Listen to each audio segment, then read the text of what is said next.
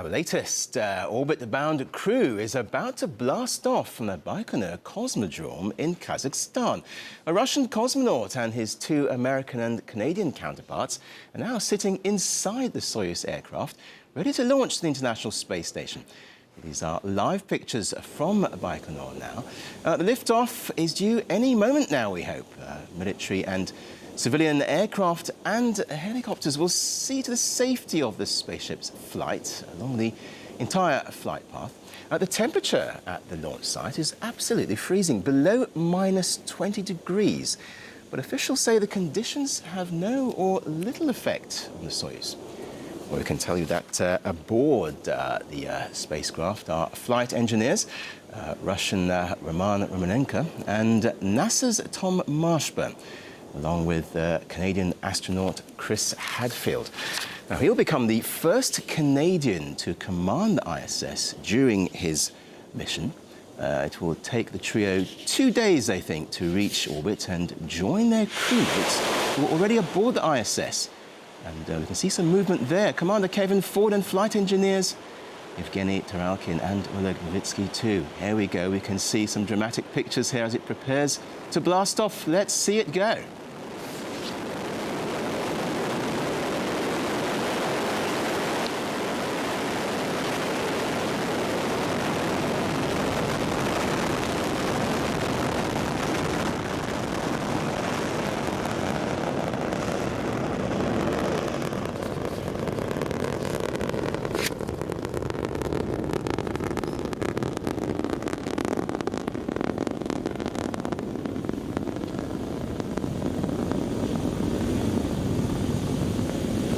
Fantastic stuff there. We can see the docking is scheduled for Friday, and the new ISS team will have a busy 5 months. They'll carry out more than 100 scientific experiments and welcome several cargo spaceships. 2 spacewalks are also planned.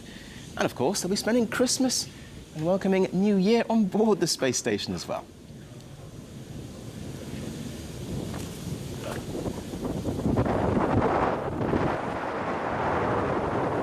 And we understand also crew members intend to devote their spare time in orbit to music. All 3 are fond of playing the guitar, apparently. Chris Hadfield is going to record several songs, no less, performed at the ISS itself.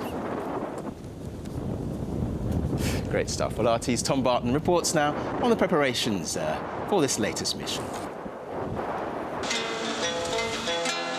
A farewell on guitar. Music was in the air as the next crew of the International Space Station said their last goodbyes to Earth. It'll be in the cockpit too, says the ISS's next commander, Chris Hadfield. And actually, when we're sitting on the launch pad inside our Soyuz, there will be music playing both to warm up our bodies and to warm our hearts. While the music will be a comfort, there is months of work ahead on the station. Preparing a launch is like a technical and scientific symphony.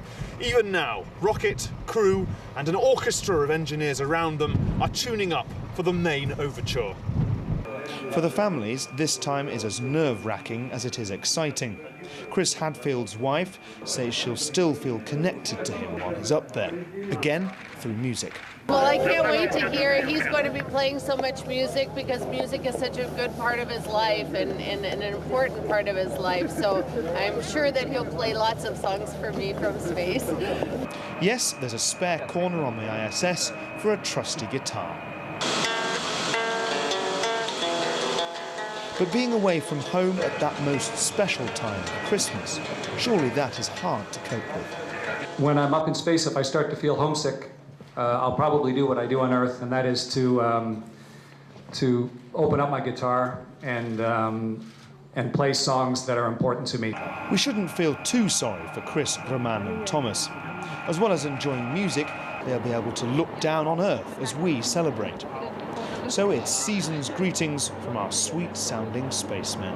Merry Christmas. And Happy New Year. Happy New Year. Tom Barton, RT, Baikonur, Kazakhstan.